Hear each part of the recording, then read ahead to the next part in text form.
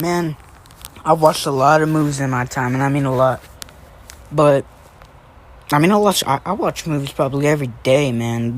Not a day goes by where I'm not on TV or something. But I gotta say, one of my favorite movies, don't get me wrong, was probably Five Nights at Freddy's. I started playing that when I was like 6, and I was absolutely terrified of Freddy. I'm pretty sure Five Nights at Freddy's is what got me scared of the dark. But, I've always been scared of the dark, man. But also, let me start by saying one of the worst movies I've ever saw.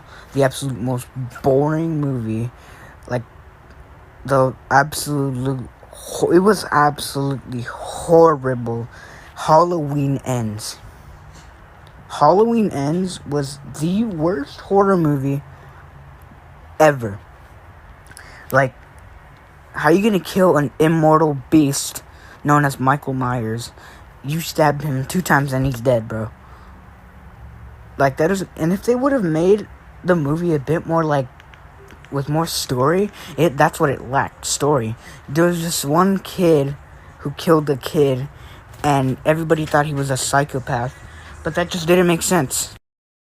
But yeah, there's this kid, his name is Corey, and I think that was his name, and he goes to babysit this other little kid on Halloween night, and this kid's like, oh, beware of Michael Myers, beware of Michael Myers.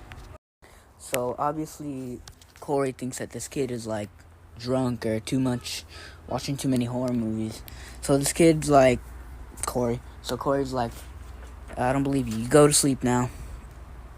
And then this kid starts cussing him out. He locks him in the closet.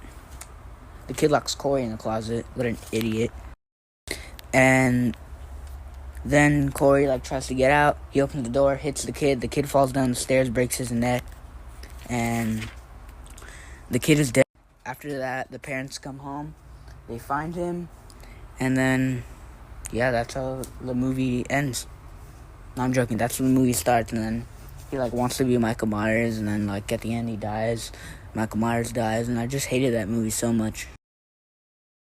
But, honestly, it wasn't the worst movie ever. But it was definitely, top 5 worst movies I've ever watched. Yeah. And I don't know if y'all seen the movie Wild Robot, but there's a theory that it's based off of the Bible, because you think about it, the robot came to the forest.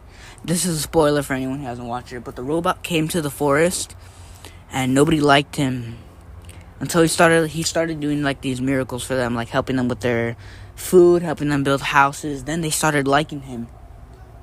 And then, the robot, he sacrificed himself or herself. I don't know. The robot sacrificed itself for the animals. What did Jesus do? He sacrificed himself for us, for our sins. And then, after that, everything was good. And then the bird was like, will I ever see you again?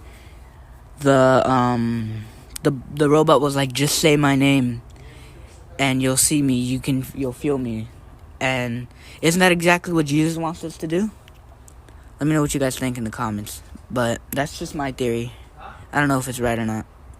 And I also hate, man, my favorite team is the Boston Celtics, but my favorite player was Marcus Smart. But what they did is during the NBA draft, they were drafting players, and they drafted Marcus Smart 3 years into the Lakers.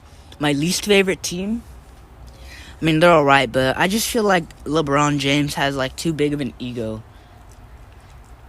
No offense to him, but he thinks he's all that when he's not. And I'm not trying to be, the genius of basketball, but that's just my opinion.